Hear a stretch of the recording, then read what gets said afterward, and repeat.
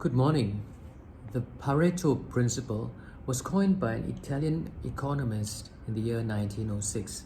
It is used to illustrate, even until today, that distribution of work, of wealth, of rewards is never equal. There are no fairness in life. So essentially, that is what the Pareto Principle is meant to signify.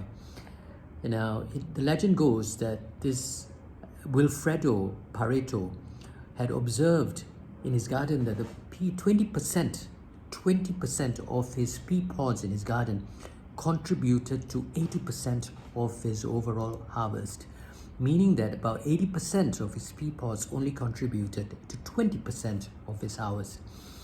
Then he went on to notice that 20% of the wealth in the whole of Italy was owned by about 80% of the population, and 80% of the wealth was owned by about 20% of the population.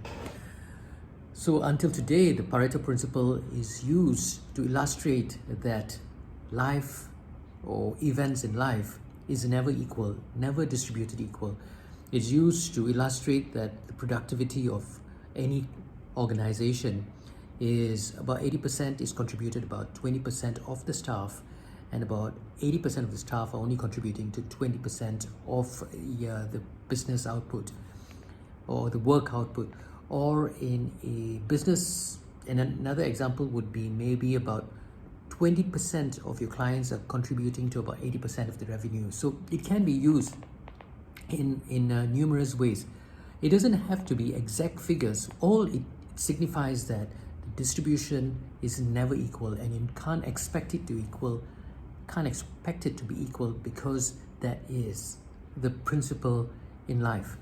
So if we read today the Gospel according to Luke chapter 19 verses 11 to 28, it says, "While the people were listening, Jesus went on to tell a parable because he was near Jerusalem, and they imagined that the kingdom of God was going to show itself then and there. Accordingly, he said, a man of noble birth went to a distant country to be appointed king and afterwards return. He summoned 10 of his servants and gave them 10 pounds. Do business with these, he told them, until I get back.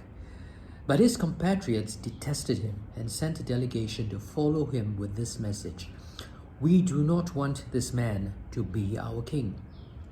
Now, on his return, having received his appointment as king, he sent for those servants to whom he had given the money to find out what profit each had made. The first came in and said, 'Sir, your 1 pound has brought in 10. Well done, my good servant,' he replied. 'Since you have proved yourself faithful in a very small thing, you shall have the government of 10 cities.' Then came the second, 'Sir, your 1 pound has made 5.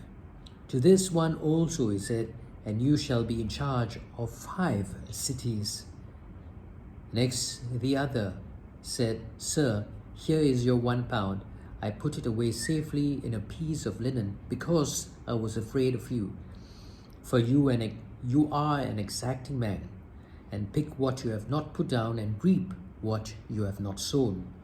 You wicked servant,' he said, 'out of your own mouth I condemn you. So you knew I was an exacting man, picking up what I have not put down and reaping what I have not sown. Then why did you not put my money into the bank? On my return I could have drawn it out with interest.'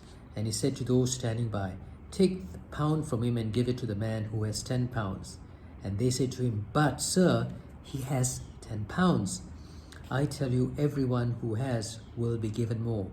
But from the man who has not, even what he has will be taken away. But as for my enemies who did not want me to be their king, bring them here and execute them in my presence.' When he had said this, he went on ahead, going up to Jerusalem."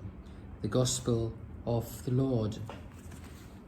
So we see that the Pareto Principle is explained or illustrated even in the Gospels. Jesus even spoke of the parable in his parable.